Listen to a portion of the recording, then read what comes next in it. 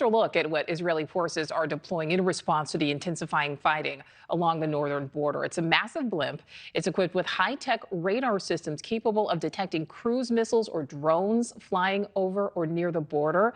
It can also detect the movement of military vehicles on the ground up to 155 miles away. So the IDF hopes this blimp will help save Israel in costly radar plane flights while protecting soldiers who are often targets, of course, of missiles and drone strikes. Joining me now, we welcome in John Spencer, Chair of Urban Warfare Studies at West Point. John, thank you so much for your time. Before we talk about the specifics of this blimp, let's just talk about the fact that this is a blimp. Isn't it potentially a massive target that's very easily shot down? No, not necessarily. I actually had a very similar blimp on my outpost in right outside Sadr City in Baghdad in 2008, 2009.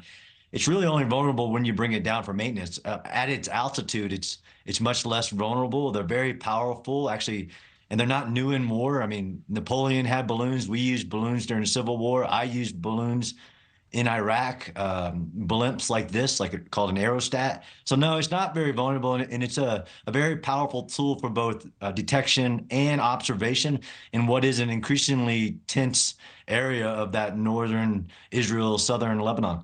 You know, John, just looking at it, I mean, it's just not something I guess you would expect to see, or I wouldn't expect to see in the middle of war. But you say that these things are not necessarily uncommon. How much of a difference can this blimp make when it comes to Israel's fight, and why do you think it's being rolled out now?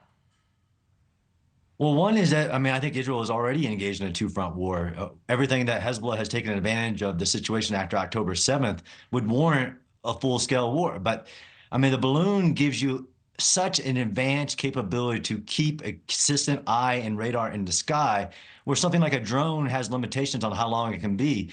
I mean, they're very common actually in war. So why now? Because unfortunately the tension is increasing, and the need to observe everything that's happening along this area where there's not supposed to be Hezbollah forces at all is increasing. So that ability, but it's also a sign of trying to keep the tension low, as in this allows you to see very, very clearly what's going on rather than leading to misinterpretations. Very good point there, John. You know, you mentioned the fact that tensions are increasing. We know right now Secretary Blinken is on his way to Tel Aviv trying to meet with leaders there. Do you think enough is being done to try to stop this war from escalating? Is it just a matter of time until this spreads? No, I think there is still a chance, and I agree that Secretary Blinken keeping a close eye on it, being there, being involved. You can't replace being on the ground and hearing from Israel and observing it for yourself.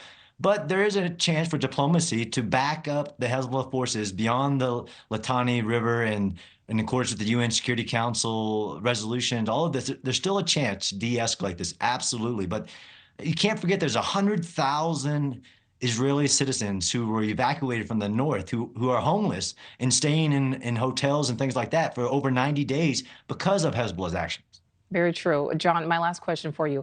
How do you think this all ends?